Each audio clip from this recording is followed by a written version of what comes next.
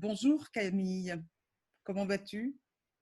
Bonjour, En- bonjour Mireille, plaisir d'être avec toi et d'accepter cette interview. Et donc, je salue la Fondation Frantz Fanon pour l'excellent travail qu'elle accomplit et l'intérêt qu'elle a toujours manifesté pour la cause du peuple haïtien.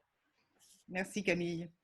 Donc comment vas-tu et comment, en ces temps de confinement particulièrement, comment se porte ta famille et comment vont tous les camarades de Haïti et le peuple Bon, haïtien en général? on va très mal et on est dominé par l'angoisse des prochains jours, des prochaines semaines, puisque nous sommes dans une situation où les premiers cas ont été formellement identifiés le 19 mars. Donc, nous sommes toujours dans le premier mois et on s'attend à ce qu'à partir du deuxième mois, on peut avoir une flambée importante avec une grande quantité de pertes en vies humaines. Donc, on est très angoissé et on arrive difficilement à fonctionner, à faire fonctionner les organisations. On ne peut pas se déplacer comme avant.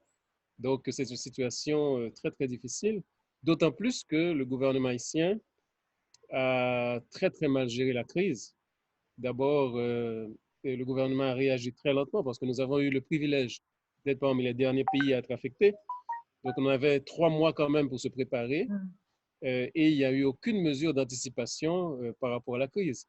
Donc, il n'y a pas eu de mobilisation pour le personnel de santé, il n'y a pas eu de formation spécifique pour le personnel de santé, il n'y a pas eu de conditionnement pour les hôpitaux appelés à recevoir les cas de COVID-19. Il n'y a pas eu de mobilisation citoyenne au niveau de la formation, de la sensibilisation et de l'éducation. Donc, tout a commencé le 19 mars, très tard, bien sûr. Et en plus, au début du mois de mars, quand le gouvernement a commencé à prendre des mesures de réduction des vols internationaux, ils ont fermé les vols vers l'Europe, depuis l'Europe et vers l'Europe, et les vols depuis l'Amérique latine et vers l'Amérique latine. Et ils ont laissé ouverts les vols vers les États-Unis, ce qui était complètement aberrant, puisque déjà à cette période, les États-Unis étaient l'un des pays les plus affectés et qui avait pris des mesures sanitaires de contrôle les moins sérieuses.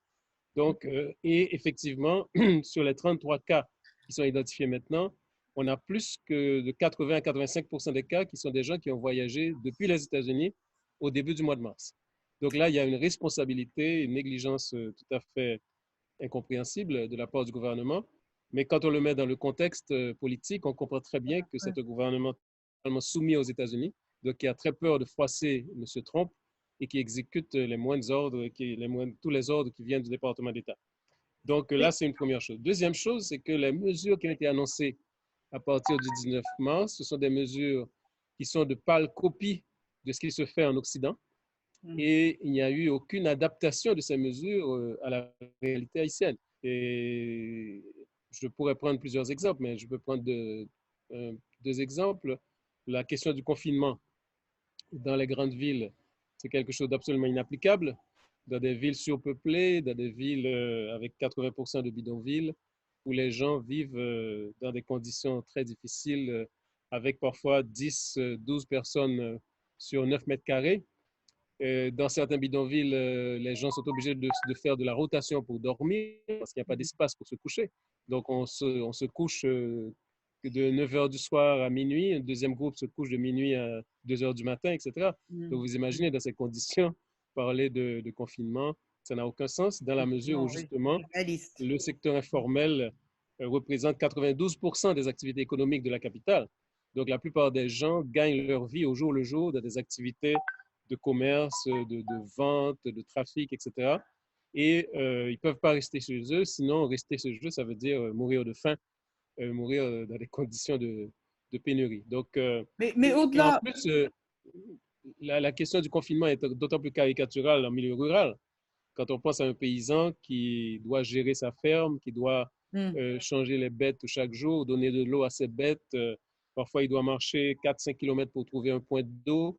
Quand c'est la saison de la pluie, il doit régulièrement arroser et prendre soin, arracher les mauvaises herbes, etc. S'il reste 2 jours chez lui sans sortir, il perd la récolte. la récolte, Donc, oui. ça n'a absolument aucun sens. Donc, il faudrait évidemment, on comprend très bien et qu'il faut réduire la circulation et le contact physique, mais ça devrait être adapté aux réalités concrètes de la Ok. population haïtienne et empêcher que ces nouvelles mesures n'aggravent la situation déjà déplorable des Dramatique, oui. couches populaires au Mm. niveau de l'accès à la nourriture et l'accès au bien minimum, quoi.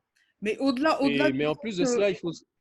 Mhm. au-delà du Oui, fait que vas-y, vas-y. le gouvernement copie, est une pâle copie des indications données par le gouvernement Trump, au-delà de ça, il y a quand même une crise politique en Haïti. Et est-ce que cette crise politique a aussi a des conséquences sur la gestion de cette pandémie? Il semble, enfin, Ah, tout à d'après fait, les tout à fait, informations, que le gouvernement est en totale débandade. tout Et à fait, tout à fait. Donc, voilà, donc est-ce que tu peux nous en la dire crise un du tout petit peu COVID-19 plus? se place dans un contexte de crise très profonde en Haïti, une crise politique majeure Mmh, qui mmh, bouleverse le pays depuis plus de 2 ans, avec des vagues impressionnantes de manifestations rassemblant parfois des millions de personnes dans les rues, qui réclament le départ de Jovenel Moïse et mmh. qui déclarent la fin de l'autocratisme du PHTK qui tente de réinstaller un régime proto-duvalérien. Donc, évidemment, le gouvernement essaie de profiter de cette crise pour essayer de se relégitimer. Donc, Mmh. pour eux, c'est une occasion en or qui leur permet de montrer certains niveaux de compétences et certains niveaux d'intérêt pour la population et aussi de capter des ressources nouvelles, des ressources financières nouvelles auprès des institutions financières internationales sous prétexte de pandémie. Donc, voilà, donc, et ça, c'est très, très, très grossièrement vu, puisque on a dans le communiqué annonçant justement là, les 2 cas, les 2 premiers cas, on a vu que le cabinet était presque en joie, le cabinet ministériel était presque en joie, annonçant les 2 premiers cas. Tu vois, on n'avait absolument aucune préoccupation au niveau des visages qu'on voyait à la télévision. Ouais. Donc, et la population, justement, a très vite réagi à cela. Et ça, c'est un problème pour la gestion de l'épidémie parce que et la population ne croit pas dans les déclarations et les directives qui sont données par le gouvernement. En Ah, fait, la même si population, elles sont données en créole haïtien. oui, oui, bien sûr, la population dit que c'est faux, il n'y a pas de pandémie et Ah, qu'on ne sera pas victime de pandémie et que c'est un prétexte utilisé par le gouvernement pour ouf, se faire des fonds et essayer de, de, de de, se restaurer. de, de restaurer son image. Vous voyez? Mmh. Donc ça, c'est un grand problème parce qu'effectivement, le danger est là, le danger est réel, mais la grande majorité de la population a l'impression que c'est quelque chose qui est une instrumentalisation politique et qu'il n'y a pas vraiment de danger réel pour la population. Donc ce qui explique que, par exemple, pour la semaine de Pâques, tout de suite pour la semaine de Pâques, il y a un événement culturel en Haïti qu'on appelle le Rara, qui sont, c'est pas exactement comme le carnaval, ça ressemble au carnaval, mais c'est une espèce de carnaval rural où les gens sortent en bande pour s'amuser avec de la musique. Et dans beaucoup de communautés, les gens continuent à le faire. Tu vois? Mmh, mmh. Donc, tu peux t'imaginer ce que ça représente comme risque s'il y a effectivement une flambée épidémique. Donc, ça, c'est une première chose. Et deuxièmement, et il faut dire aussi que les premières mesures qui ont été annoncées sont des mesures démagogiques qui ont été prises sans aucune consultation avec la population. Par exemple, le 19 mars, le président de la République a annoncé la fermeture des zones franches. Donc, en un mot, il a mis au chômage 60 000 ouvriers et sans annoncer aucune mesure de De compensation par compensation, rapport au oui. salaire, Mmh. etc. Donc, il y a eu, et cette mesure a été annoncée sans aucune négociation, sans aucune concertation, ni avec les syndicats. Il y a eu des réactions de la part de ces 60 000 personnes qui sont retrouvées au chômage? Oui, bien sûr, bien sûr. Donc, 5 jours après, ils annoncent que les ouvriers vont recevoir 50% de leur salaire D'accord. et des rations alimentaires. Mmh. Mais 50% des salaires qui ont été annoncés depuis 19 mars, jusqu'à présent, on n'a rien vu. On n'a rien vu arriver.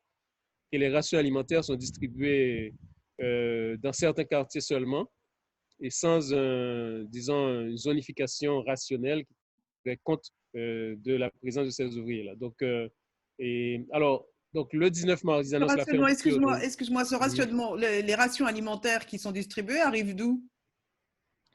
Et bon, ce sont des rations alimentaires et achetées par le gouvernement, par le Trésor public, et que nous avons dénoncé comme un scandale aussi parce que, premièrement, ce sont des rations totalement insuffisantes du point de vue alimentaire, mais en plus qui privilégient des biens importés. Mmh. Alors que ce Ah, serait l'occasion justement d'investir davantage dans la production alimentaire locale et de connecter la production paysanne avec les bassins de consommation urbains. Absolument. Donc, ce sont des produits importés Mm. et qui ont été, avec un contrat qui a été signé par une entreprise qui est très proche du gouvernement. Et tout le monde dit qu'il y a une surfacturation grossière parce que le coût du panier alimentaire qui est annoncé, c'est 27 dollars américains, alors que quand on calcule le coût réel des produits de base, ça n'atteint même pas 8 dollars américains. Donc, 8 dollars américains qui est présenté comme un panier de 27 dollars américains et ces 27 dollars américains sont payés par le Trésor public. Donc, un nouveau scandale.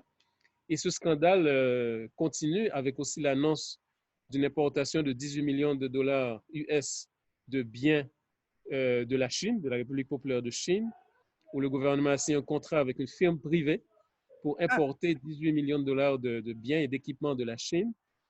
Et alors que le gouvernement a créé une cellule scientifique pour la gestion de la crise, et la cellule scientifique dit qu'elle n'est pas du tout au courant des importations qui ont été faites et des choix qui ont été faits pour formater ces importations. Donc là encore, on doute beaucoup que ces 18 millions de dollars vont servir effectivement à acheter des équipements et du matériel. Et une bonne partie sera détournée au bénéfice de quelques entreprises et de quelques dirigeants politiques proches du pouvoir.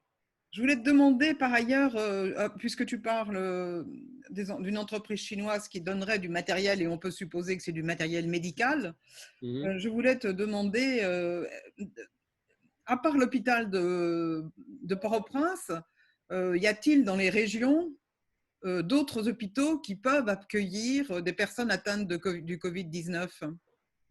Bon, là, évidemment, c'est la grande préoccupation. C'est que nous avons un système sanitaire public qui a été complètement détruit par les politiques néolibérales comme dans beaucoup d'autres pays. Et systématiquement, le budget de l'État vers la santé publique a diminué au cours de ces 5 dernières années. Ça veut dire qu'ils investissent seulement 2% du PIB, alors que les Nations Unies recommandent autour de 6 à 7% du PIB. Donc 2% du PIB, 4% du budget de la République, avec des fonds évidemment tout à fait insuffisants. En 2017-2018, il y a même eu le scandale que les fonds qui ont été alloués au Parlement haïtien étaient supérieurs aux fonds alloués au ministère de la Santé publique pour 12 millions d'habitants. Tu vois? Donc, évidemment, le résultat, c'est que nous avons 911 médecins pour 12 millions d'habitants. Nous avons 124 lits d'hôpitaux qui sont prêts pour des soins intensifs pour 12 millions d'habitants.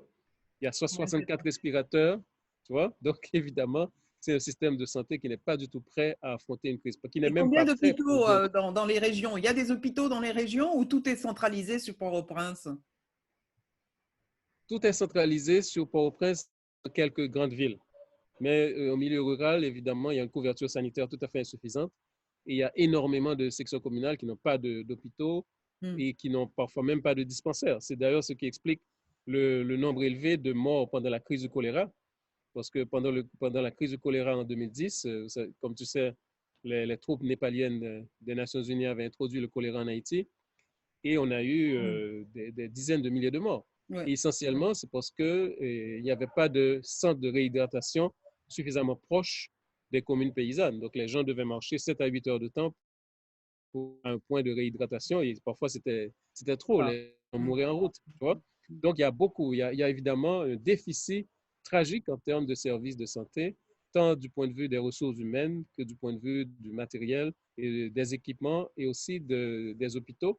Et même les hôpitaux publics, les gens parfois sont obligés d'acheter du coton, d'acheter des seringues, etc. Donc, c'est supposément gratuit, mais en fait, les soins reçus ne sont pas gratuits. Donc, tu t'imagines, la situation est extrêmement grave aujourd'hui, où officiellement, ils ont annoncé 3 hôpitaux qui sont capables de recevoir des cas. La plupart des autres hôpitaux refusent de recevoir les patients qui sont suspectés de COVID-19, qui ont des symptômes. Il y a beaucoup de gens qui sont rejetés à la porte même des hôpitaux parce que les hôpitaux disent qu'ils n'ont pas d'équipement pour se protéger. Tu vois? Et l'hôpital qui est censé le mieux équipé maintenant, c'est un hôpital qui se situe au centre du pays, qui est à peu près à 2 heures de temps de Port-au-Prince, qui est un hôpital géré par une ONG des Amis la Santé. Je ne sais pas si tu connais Paul Farmer. Paul Non, Farmer, non. qui est un Mm. spécialiste en santé publique de Harvard, qui s'est beaucoup intéressé à Haïti et qui a fondé une ONG qui a construit un hôpital qui est très, très bien équipé, mais qui évidemment a des capacités très, très limitées en termes de quantité de malades qui pourraient être couverts par ces soins. Donc, voilà, donc c'est une situation terrible qui, évidemment, démontre encore une fois le caractère monstrueux et insoutenable des politiques néolibérales, et Néolibéral. surtout dans une situation comme celle d'Haïti. Par ailleurs, comment est-ce que l'État et ses services tiennent compte des problèmes liés à la maladie et même aux services et comment ils y font face? Entre autres, il y a des conséquences relatives au confinement, mais aussi les violences domestiques, la maternité, la perte d'emploi, l'économie informelle, tu en as dit un mot tout à l'heure, la sécurité, l'accès à l'argent aussi, entre autres problèmes liés à cette crise spécifique. Est-ce que tu peux nous dire quelle est la position de l'État par rapport à ça? Qu'est-ce qu'il assure, qu'est-ce qu'il n'assure pas? Bon, très peu de choses. En fait, la réponse a été de faire beaucoup de déclarations. Ils ont formé trois commissions spéciales, une cellule scientifique composée de 14 personnes, euh, un bureau d'information et un comité multisectoriel. Donc, il y a beaucoup de nouvelles structures qui sont créées, mais qui sont, par exemple, la cellule scientifique est pratiquement silencieuse depuis sa formation, et alors qu'elle a déjà près de 3 semaines. En plus, nous dénonçons le fait qu'ils ont créé une cellule scientifique sans intégrer les praticiens qui en Haïti sont très, très Ah, importants d'accord.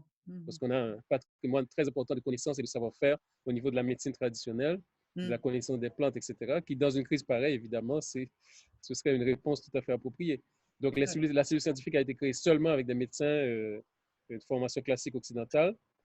Et non seulement il n'y a pas eu ici les docteurs feuilles, les médecins traditionnels, mais il n'y a pas eu non plus les chercheurs haïtiens qui se penchent depuis 30 ans sur la médecine traditionnelle et qui ont élaboré des ouvrages, des recherches sur la question très sérieusement. Donc là, il y a tout un pan de la société haïtienne qui est ignoré. Il y a tout un pan de savoir-faire et de connaissances et de savoir qui sont complètement ignorés. Donc voilà, donc au niveau des mesures concrètes, c'est très, très limité. Il n'y a pas de transparence, par exemple, sur les fonds. Donc, il y a des fonds qui viennent de la BID, 50 millions de dollars américains. Il y a des fonds qui sont promis par le Fonds monétaire international. Il y a des fonds des États-Unis, etc. Mais il n'y a aucune transparence sur l'origine des fonds, ni sur la distribution globale, ni sur la stratégie globale de réponse du ministère face à cette crise. Il y a une Donc, transparence au moins sur les conditionnalités, j'imagine. oui, mais rien. Il n'y a aucune information, bien sûr, Okay. encore moins sur les conditionnalités. Donc, voilà. Alors, il faut montrer aussi que non seulement les réponses sont insuffisantes et lacunaires, mais en plus, il y a beaucoup de contradictions. Par exemple, ils ont annoncé que la population ne devait pas se déplacer le 19 mars, que tout le monde devait entrer en confinement. Et 5 jours après, sous la pression de l'ambassade américaine, ils ont annoncé la réouverture partielle des zones franches. Parce que Ah, les États-Unis ont besoin de blouses et de pantalons médicaux, chirurgicaux, etc. Et ils ont fait pression et immédiatement, le gouvernement a ouvert pratiquement 50% des industries des zones franches pour produire du matériel médical pour les États-Unis. Et ceci a été fait sans prendre aucune précaution, aucune mesure de protection pour les ouvriers. pour les C'est-à-dire que ouvriers. les ouvriers continuent à travailler Et exactement dans les mêmes conditions. dans ce matériel de protection médicale envoyé aux États-Unis, il n'y a pas une partie qui est donnée aux soignants de Haïti? Non, non, pas du tout. Pas du tout. C'est seulement pour les États-Unis. Tu vois? Il y a quelques autres usines qui ont ouvert leurs portes pour fabriquer des masques, etc. Mais ce sont des initiatives de certains entrepreneurs qui ne sont pas intégrés dans les zones franches. Tu vois? Donc là, La, c'est extrêmement grave. Et les syndicats ont fait une conférence de presse, ça fait 3, 4 jours, pour dénoncer le fait que pour plaire aux États-Unis, on met en danger 50 000 personnes, quoi. absolument. Puisqu'ils mangent, ils se transportent et ils travaillent exactement dans les mêmes conditions antérieures, Avant. sans aucune précaution C'est un adaptée. Donc ça, parfait c'est exemple. absolument scandaleux. C'est un Il y a parfait aussi un autre exemple. élément. Excuse-moi, c'est Hein? un parfait exemple de la colonialité du pouvoir. Tout à fait, tout à fait. Il y a un autre scandale également, c'est que Et par exemple, il y a 4 jours, on a reçu un vol des États-Unis où les États-Unis continuent à rapatrier les illégaux haïtiens, des illégaux haïtiens. Tu vois, en pleine crise, en pleine situation où il y a près de 400 000 personnes affectées aux États-Unis, et ils continuent à déporter les Haïtiens vers Haïti. Tu vois, c'est terrible. Et là, il y a eu un executive order de Trump qui dit que les pays qui refusent d'accepter la continuité de ces rapatriements, parce qu'on le fait pratiquement chaque semaine, vont subir des sanctions de la part des États-Unis. Donc, le gouvernement haïtien s'est aligné et reçoit régulièrement des vols spécifiques qui amènent des rapatriés haïtiens, alors que nous savons qu'aux États-Unis, les bassins où il y a le plus d'Haïtiens, ce sont justement les bassins comme à New York, où il y a une masse impressionnante d'Haïtiens. Et comme tu le sais, les statistiques montrent que les principales victimes sont les Pour les Afro-Américains, Afro-Américains. les Latinos et les Caribéens. Tu vois, et les Haïtiens, en général, travaillent dans les secteurs qui sont les plus à risque, secteur de la restauration, secteur de l'assainissement, du nettoyage, Oui. du soin au troisième âge, etc. Donc, ce sont des secteurs particulièrement exposés.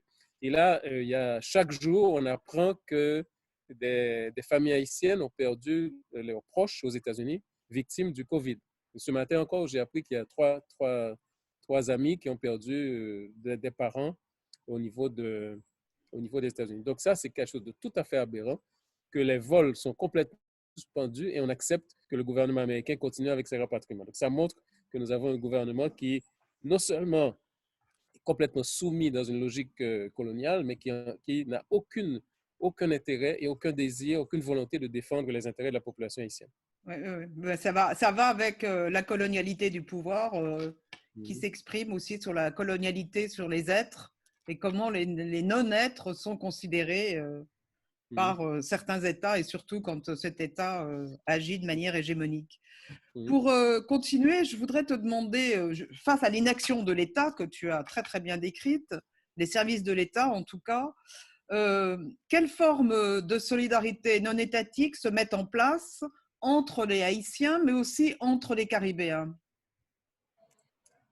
Bon, alors, avant de parler de cela, je voulais souligner quelque chose d'assez important. C'est la question de la frontière avec la République dominicaine. Avec la Dominique, oui. Oui, oui. Il n'y a eu aucune gestion collective des deux gouvernements de la question, ce qui est évidemment tout à fait aberrant. Et on a appris, par exemple, qu'en 2 semaines, pendant le mois de mars, on a eu 94 000 Haïtiens qui ont traversé la frontière en fuyant les foyers d'infection en République dominicaine, parce que, comme tu le sais, la situation est beaucoup plus grave en République dominicaine qu'en Haïti. Et ces gens-là sont rentrés sans aucun contrôle, sans aucun test, parce qu'il n'y a pas de test. Le gouvernement prétend qu'il n'a que 2000 tests. Et l'indécence, c'était de raconter qu'ils ont fait tester tous les membres du cabinet ministériel, tu vois. Donc, il y a déjà une pénurie en termes de tests, et 2000 pour 11 millions d'habitants, tu vois ce que ça fait.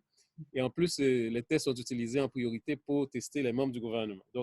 Donc 94 000 personnes qui sont rentrées comme ça, qui ont traversé la frontière, qui sont venues en Haïti pour fuir le risque d'infection du COVID-19 et qu'il n'y a eu aucun test qui a été fait.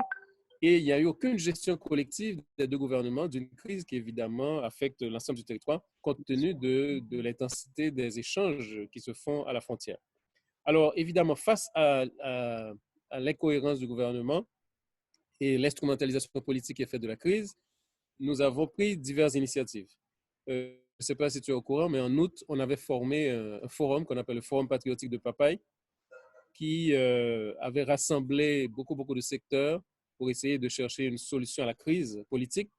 Donc, depuis le Forum patriotique de Papaye, on a formé des comités de solidarité, des brigades de solidarité contre le COVID-19 un peu partout. Et la consigne, c'est de former dans chaque quartier au moins un petit comité de 4 à 5 personnes qui s'adonnent à la formation, la sensibilisation, la distribution de matériel, la mise en place de mécanismes pour un accès à de l'eau, pour le lavage des mains, les savons, etc. Donc, au plus près des communautés, on a mis en place des mécanismes faisant appel évidemment aux ressources disponibles dans les communautés, mais essentiellement faire comprendre la crise, la nature de la crise, faire comprendre que c'est une crise qui dévoile le caractère inhumain de la gestion capitaliste néolibérale, et aussi préparer l'après-COVID-19. Parce qu'en fait, c'est très, très important qu'on se prépare à l'après-COVID-19 pour que justement on sorte complètement de ce modèle de consommation et tout à fait aberrant qui détruit la planète, qui détruit la vie humaine et qui met le capital financier au-dessus de la vie. Donc, tu vois, et du pillage des ressources. Oui, tout à fait, tout à fait. Donc là, c'est au niveau des comités locaux, au niveau des comités dans chaque quartier, on établit des communications par téléphone ou par différentes voies, sans exiger évidemment des déplacements, et qui permettent d'avoir des consignes, d'avoir des mots d'ordre, d'avoir du matériel aussi de prévention et du matériel de défense. Voilà. Donc, c'est ce qu'on fait essentiellement, et on a aussi un bulletin qui sort chaque semaine, qui va vers les communautés et qui donne l'essentiel de l'information disponible tant sur la crise globale au niveau mondial que sur les mécanismes d'autodéfense qui doivent être priorisés au niveau national. Et aussi, on dénonce évidemment les actions du gouvernement qui profitent de cela pour appeler à l'unité nationale, l'unité de la famille haïtienne, n'est-ce pas? Et on montre justement que dans cette crise, le gouvernement réaffirme justement son orientation antinationale, antipopulaire et sa soumission complète face au gouvernement américain. D'ailleurs, récemment, ils ont, à l'OEA, ils ont renouvelé leur appui au gouvernement Trump pour le déploiement de la marine de guerre des États-Unis contre le Venezuela. Tu vois? Donc là, c'est très, très, très important parce qu'en fait, si on n'y prend pas garde, ils vont profiter des distributions de vivres, les distributions de matériel pour faire de la propagande politique. Absolument. Et essayer de préparer les prochaines élections, n'est-ce pas? Et M. Martelly... justifier leur action inactive. Tout à fait, tout à fait. Donc, pour cacher leur incompétence et l'orientation du gouvernement et utiliser les distributions alimentaires. D'ailleurs, il y a un scandale énorme qui a éclaté. Il y a une vidéo qui a circulé qui montre qu'il y a des distributions alimentaires qui ont été faites dans un quartier populaire et qui ont été faites avec un chef de gang connu, n'est-ce pas, qui travaille pour le gouvernement et qui utilise ça pour renforcer les structures de répression. Parce qu'en fait, c'est là aussi l'un des problèmes de COVID-19, c'est que ça favorise les mécanismes de répression, de criminalisation de la protestation populaire et mettre le contrôle politique, un nouveau mécanisme de contrôle politique et policier sur les quartiers. Donc voilà, donc c'est ce qu'on fait, dénonciation et aussi circulation d'informations par rapport à ce qui peut être fait comme autodéfense. Bon, là, il faut dire qu'on a profité des travaux de Marie-Lise Rouzier, qui est une femme qui travaille depuis 30 ans sur la médecine traditionnelle en Haïti et qui a élaboré tous des protocoles de soins, des protocoles de prévention, des protocoles de renforcement du système immunitaire, seulement à partir de plantes et à partir de modifications de l'alimentation. Donc, on diffuse aussi ces informations très largement pour que la population prenne conscience aussi que c'est une occasion pour changer de modèle de consommation. Oui, bien sûr. Mais alors, avant de passer à la solidarité dans les cas entre Caribéens, je voudrais revenir sur le forum Papaye, puisque tu disais que c'était dans la gestion de la crise, mais aussi vous pensiez à l'après. Et donc, quelles sont les orientations qui sont identifiées jusqu'à maintenant? Quelles sont les réflexions que vous menez sur, à part une réorientation des relations avec l'Empire, mis à part ça, et donc d'un changement de gouvernement, puisqu'il est complètement inféodé aux forces impérialistes, quelles sont les éventualités pour le jour d'après auxquelles vous avez pensé dans le cadre de ce forum? Oui, donc en fait, comme tu le sais, il y a eu des vagues constantes de mobilisation pendant 2 ans. Il y a eu même un blocage total du pays pendant près de 2 mois et demi, entre septembre et décembre. Donc, on a eu un élan populaire absolument spectaculaire de contestation, et c'est un élan de contestation qui non seulement dénonçait le gouvernement de Jovenel Moïse, mais qui appelait à un changement de système. Donc, ça ressemble beaucoup à ce qui s'est passé au Chili et en Équateur. Et là, ce qu'on s'est dit, c'est que ce grand élan de mobilisation devrait servir pour de nouvelles structurations politiques. Tu vois? Donc, ça a été l'une des résolutions du Forum de Papaye, c'est de mettre en place des comités régionaux dans chaque département, dans les 10 départements, des comités régionaux du Forum patriotique de Papaye qui non seulement permet de tirer les conséquences de cette grande mobilisation et d'apprendre de cette grande mobilisation, mais aussi de préparer l'avenir, non seulement sur le plan politique, mais aussi sur le plan organisationnel. Tu vois? Donc là, il y a eu, par exemple, au niveau du Forum patriotique de Papaye, il y a eu 60 organisations qui ont participé et il y avait 18 partis politiques et il y a eu un comité de suivi, pas, qui est formé avec 11 personnalités qui représentent différents secteurs de la vie politique et sociale. Donc c'est autour de cela qu'on essaie justement de structurer une réponse au Covid, mais en même temps une réponse de moyen et de long terme à la crise politique haïtienne. D'accord. OK. Entre les Caribéens, est-ce que Haïti bénéficie d'une solidarité de Cuba, de Trinidad et d'autres, de tout l'archipel caribéen? Bon, alors, comme tu le sais, depuis 1998, il y a une brigade médicale cubaine oui, ça, oui. Qui est déployée en Haïti et qui fait un travail exceptionnel, magnifique, et qui a permis des progrès considérables au niveau des indicateurs de santé publique, mortalité infantile, etc., et qui est déployé effectivement dans pratiquement toutes les sections communales. Il y a une présence très, très active qui est reconnue par la population. D'ailleurs, il y a eu un moment pendant le coup d'État de 2004 contre Aristide. Le nouveau gouvernement avait coupé les fonds aux médecins cubains. Donc, et les communautés paysannes se sont chargées de maintenir ces médecins cubains. Tu vois?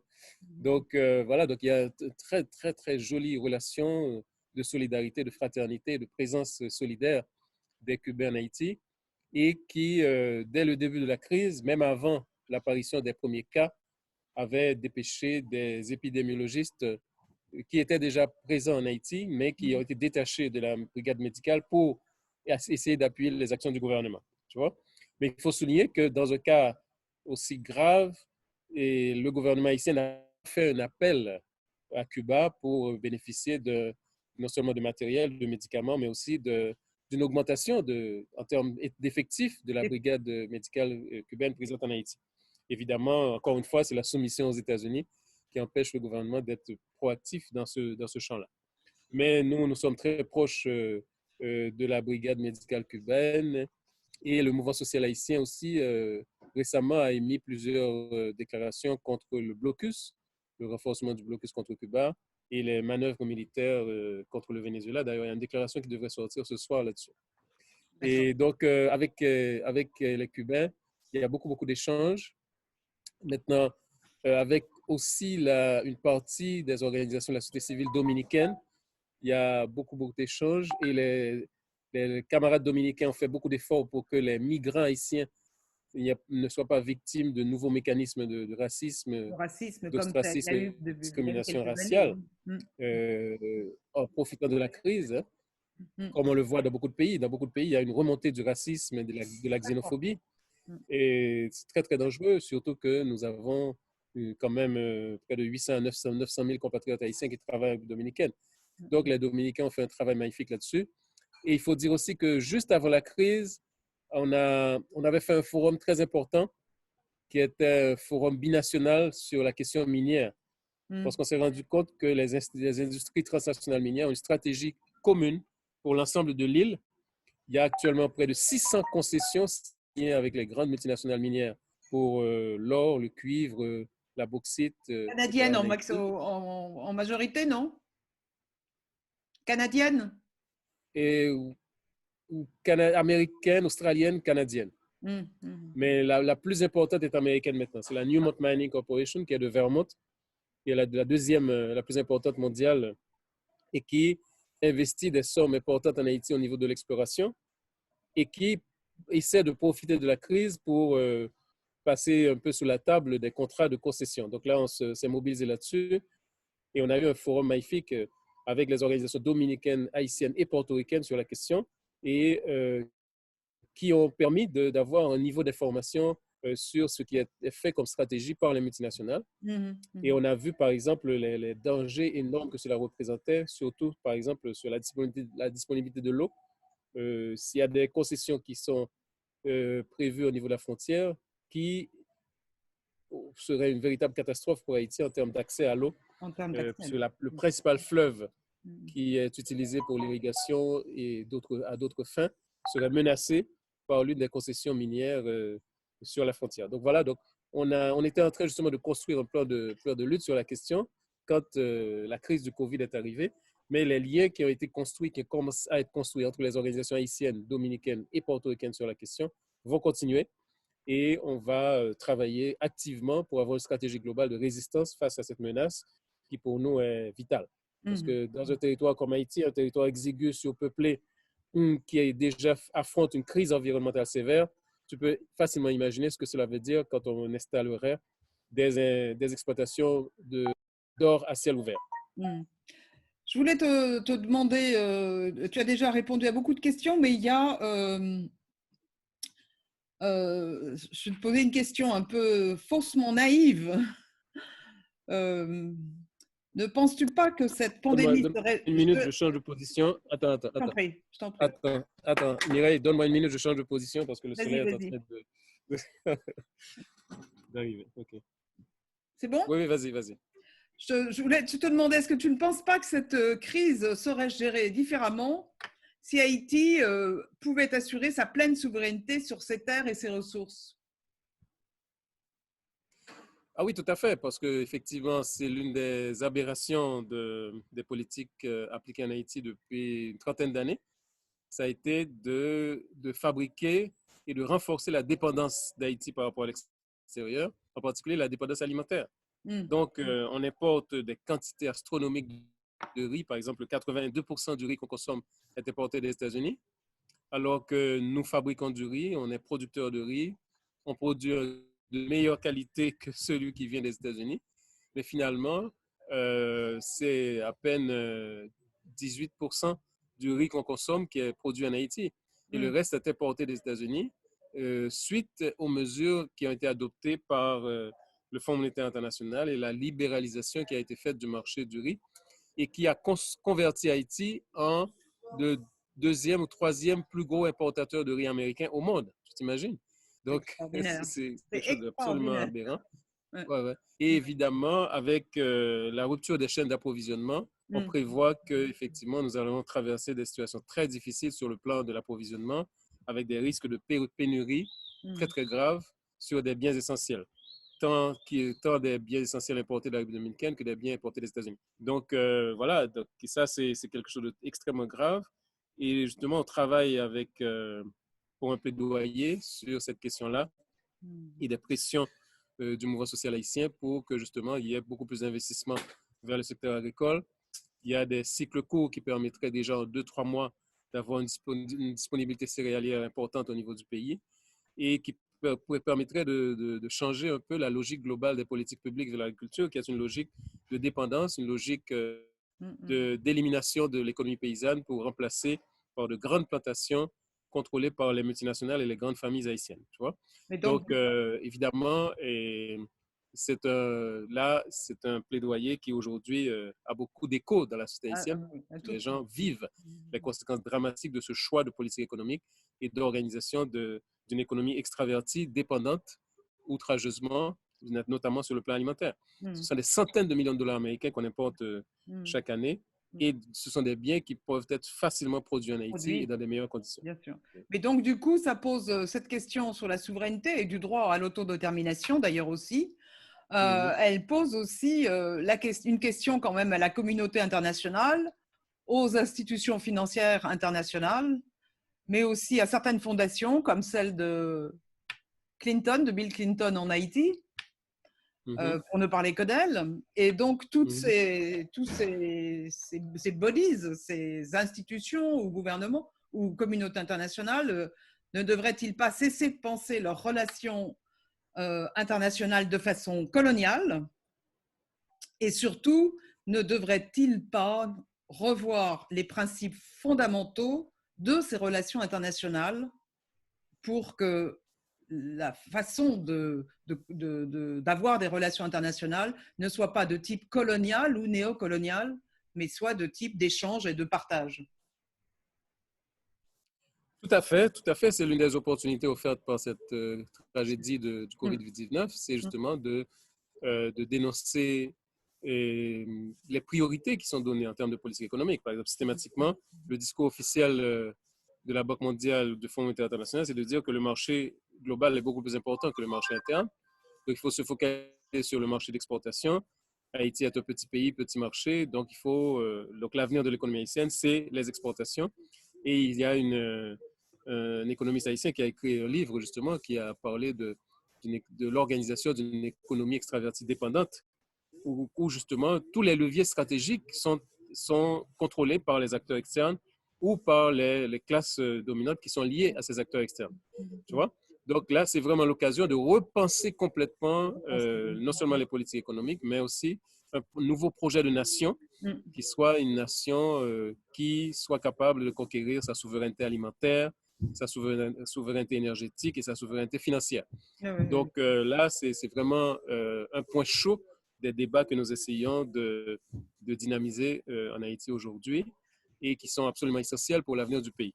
Et ceci est valable aussi pour la Caraïbe, parce que la Caraïbe, c'est l'une des régions qui va être le plus affectée au monde, parce que c'est une région extrêmement dépendante. Tu t'imagines, on recevait 29 millions de touristes annuellement, et c'est l'une des destinations de croisière les plus importantes. Donc, ce sont des industries qui sont tombées à l'eau complètement. Et cela veut dire qu'il y a une chute dramatique en termes de revenus. Et en même temps, il y a aussi le prix du pétrole qui est tombé. Donc, des pays comme Trinidad, comme Guyane, comme Suriname vont avoir un effondrement de leurs recettes fiscales.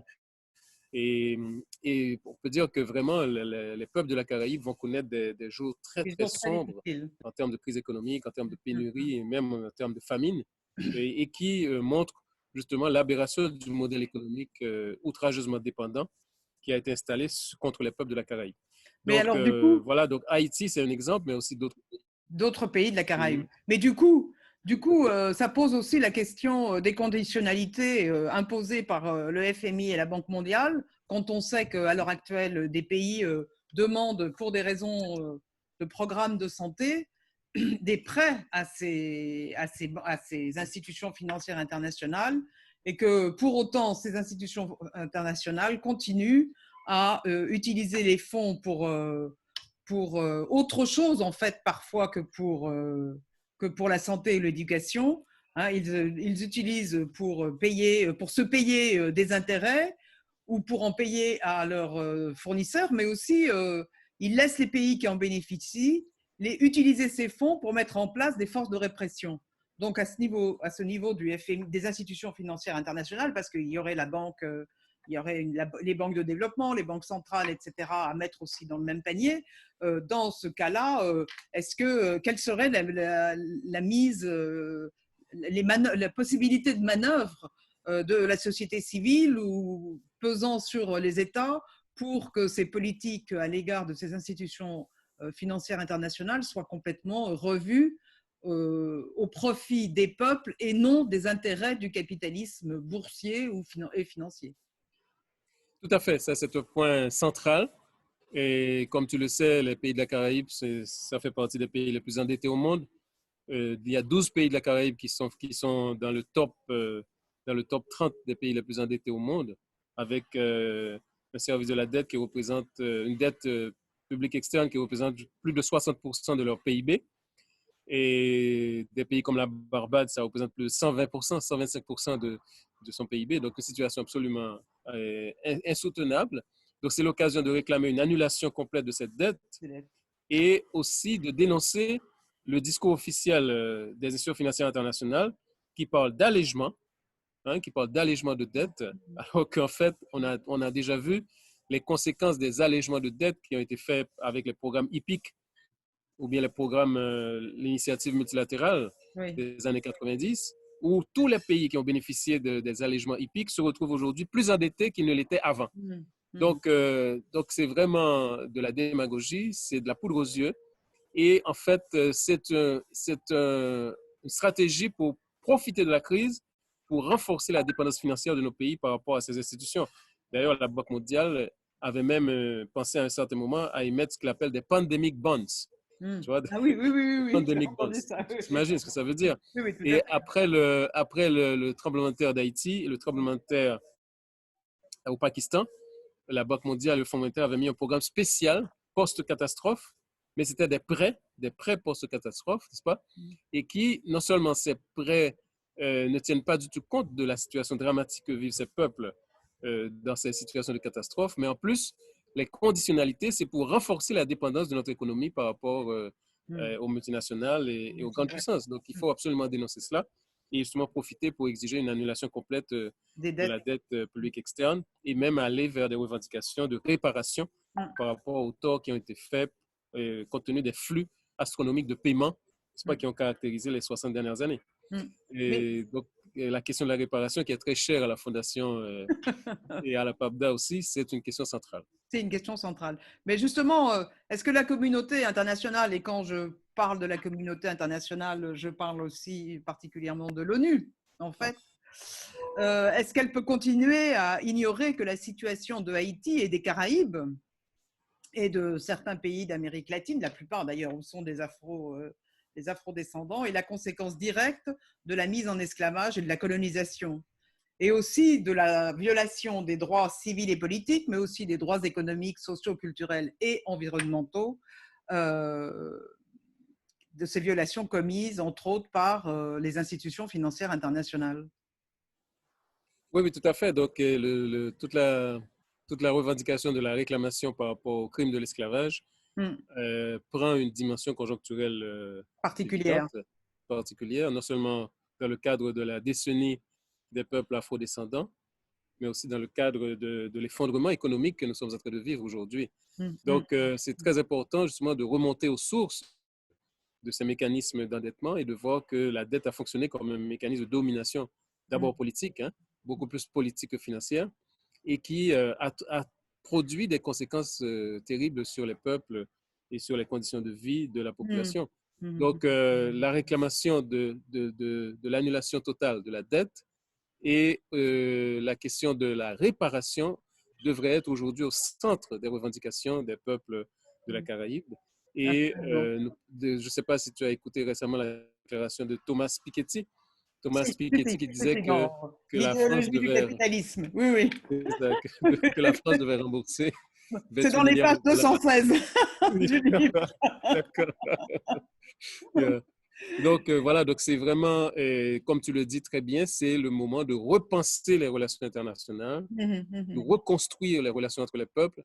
Et nous sommes très fiers au niveau de la Caraïbe d'avoir Cuba comme exemple Oui, de oui, ce que oui. c'est que la solidarité, un petit pays qui n'a pas beaucoup de ressources, qui connaît des difficultés extrêmement graves suite au blocus, qui aujourd'hui est capable d'aider l'Italie, l'Espagne, qui sont des pays 50-60 fois plus riches Absolument, en termes de absolument. PIB que Cuba.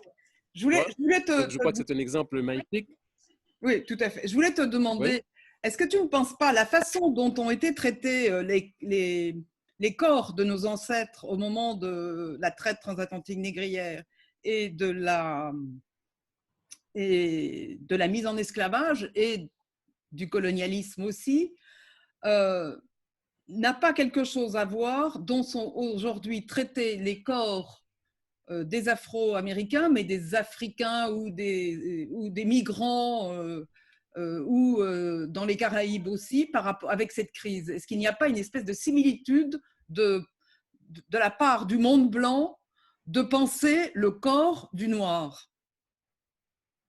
Et tout compte fait, il n'y a pas, enfin, pour moi, je n'ai pas d'étonnement euh, quand j'entends le nombre catastrophique, comme dans une ville comme Chicago, où 70% des morts sont des African Americans. Tout à fait, tout à fait. C'est clair que ce n'est pas du tout l'effet du hasard que les African-Américains ou les migrants venant de l'Amérique latine ou de la Caraïbe figurent parmi les premières victimes. Parce qu'en fait, ce sont des gens qui sont traités comme pratiquement des nouveaux esclaves. C'est une nouvelle forme d'esclavage où justement, ce sont des machines qui sont utilisées, écrasées, broyées par le modèle de production capitaliste et qui n'ont absolument pas accès au minimum de droits et de reconnaissance. Tu vois, donc, c'est très clair. Et je pense qu'au niveau des différents processus de migration qui ont augmenté de façon spectaculaire au cours de ces dernières années, on voit par exemple ce qui se passe au niveau de la Méditerranée, c'est pas, le traitement qui est fait de ces migrants, c'est justement d'affirmer que ce ne sont pas des gens, ce ne sont pas des êtres humains. C'est déjà un pas vers le processus de déshumanisation. Donc, c'est tout à fait ce qu'on est en train de vivre. Oui. Et du coup… Et en Haïti, on le vit très concrètement. Oui. Et du coup, ça nous force aussi… On le vit très concrètement en Haïti quand… Si on veut concrètement vas-y. penser… Non, je t'en prie. Il y a un léger décalage, c'est pour ça.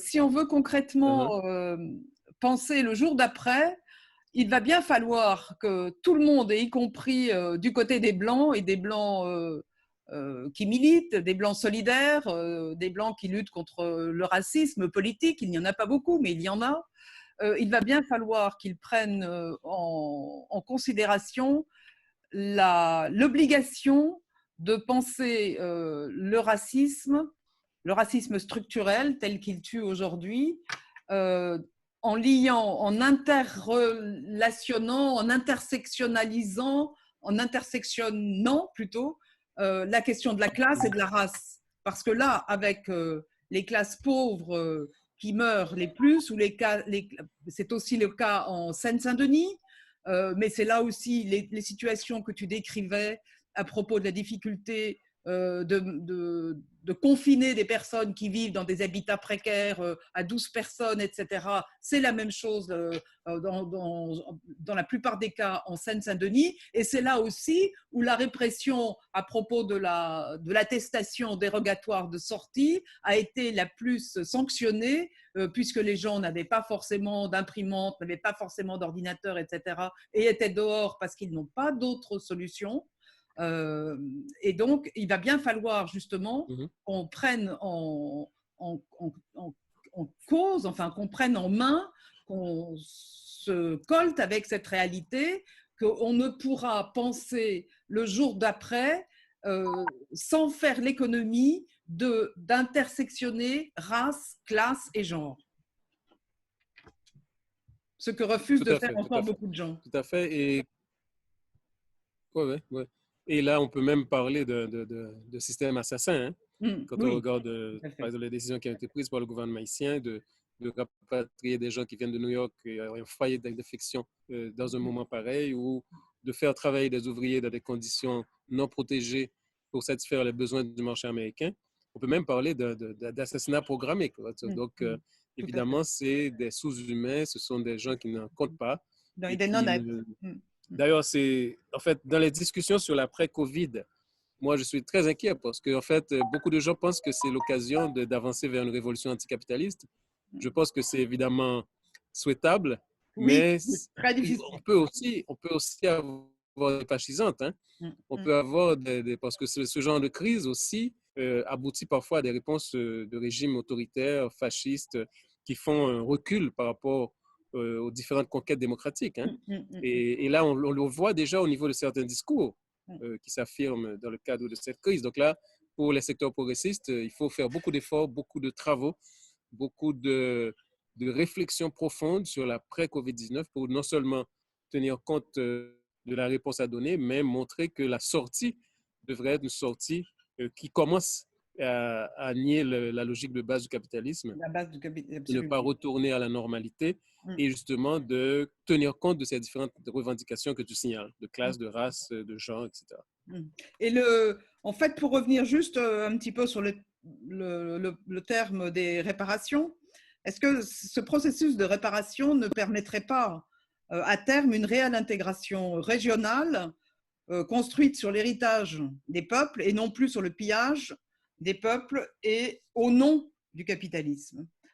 Il y a eu des tentatives avec le 10 Action Plan de la CARICOM pour les réparations, mais c'est fait d'un certain côté, c'est-à-dire ça s'adresse au gouvernement. Et donc, je me demandais s'il ne fallait pas penser aussi les réparations un peu différemment, et ne pas se contenter de vouloir des réparations, se contenter de réparations qui donneraient uniquement de l'argent, parce que le processus des réparations doit être aussi un changement de paradigme de la domination coloniale et raciste, et Tu as raciale tout à fait, blanche. tu as tout à fait raison. Et il faut que la question de la réparation ne soit pas simplement une question financière. Hein, ça poser en termes de relations, de structure de relations. Et, et non seulement il faut réparer ce qui a été fait, les crimes qui ont été commis, et lutter contre la culture de l'impunité, mais également couper les mécanismes qui accentuent les hémorragies de ressources et de valeurs du sud vers le nord. Mm. Et là, il y a le service de la dette, il y a la fuite des capitaux, Mm. il y a la Le fuite des pillage des cerveaux, ressources. il y a la question du commerce international, etc. Mm. Donc, il y a de multiples mécanismes et qui sont interconnectés. Mm. Et aussi la Absolument. surexploitation du travail domestique des femmes, tout ça. Donc, il y a tous ces mécanismes à mettre en place, en interrelation et avoir une réponse qui tienne compte de cette complexité-là Mm. et qui permette justement de changer les rapports de force au niveau international, de façon à ce que les peuples opprimés, les classes opprimées et les femmes, etc., puissent être vraiment les acteurs Mm. principaux qui avancent vers une reconfiguration du monde. Absolument. Écoute, on va s'arrêter là. Il y a 1 heure que nous sommes ensemble. Merci beaucoup au nom de la Fondation, Camille, parce que tu nous as apporté, tu as dressé d'abord la situation en Haïti sur laquelle nous n'avons pas beaucoup d'informations. Il est assez compliqué d'en avoir. Donc, merci pour toutes les précisions que tu as apportées et merci pour ta réflexion. Et à bientôt. À bientôt.